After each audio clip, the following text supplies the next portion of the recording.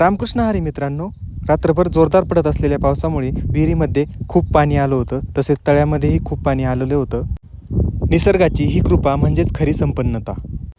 दुपारी आम्ही कड्याला गेलो. उद्या गौराईचं आगमन असल्यामुळे त्यांच्यासाठी लागणाऱ्या साड्या तसेच किराणा हे सगळं घेण्यासाठी आम्ही कड्यामध्ये गेलो होतो. सण म्हणजे केवळ एक पूजाच नाही, तर आपल्या घराला, मनाला, नात्यांना सजवणारा एक सोहळाच असतो.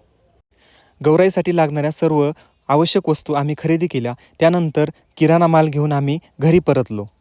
घरी पोहोचल्यानंतर अद्वैत पिशव्यांमध्ये काय आणलंय हे सगळं उघडून बघत होता. त्याच्या त्या निरागस हसण्यामधून जाणवलं, खरी श्रीमंती ही वस्तूमध्ये नसते, तर कुटुंबाच्या गोड क्षणांमध्ये असते. त्यानंतर चारायला बांधलेल्या गायी आणायला अद्वैत, मी आणि विशाल थेट शेतामध्ये गेलो. मी गायी चरायला सोडल्या. थोडा वेळ चारून त्यांना घरी आणलं. घरी आल्यानंतर उद्याची तयारी म्हणलं आजच करून ठेवावं, म्हणून मी मखरचे सर्व पाईप धुवून घेतले. मी मखर सजवत होतो.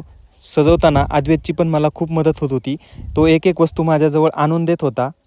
अधूनमधून बाबांसोबत मस्ती पण करत होता.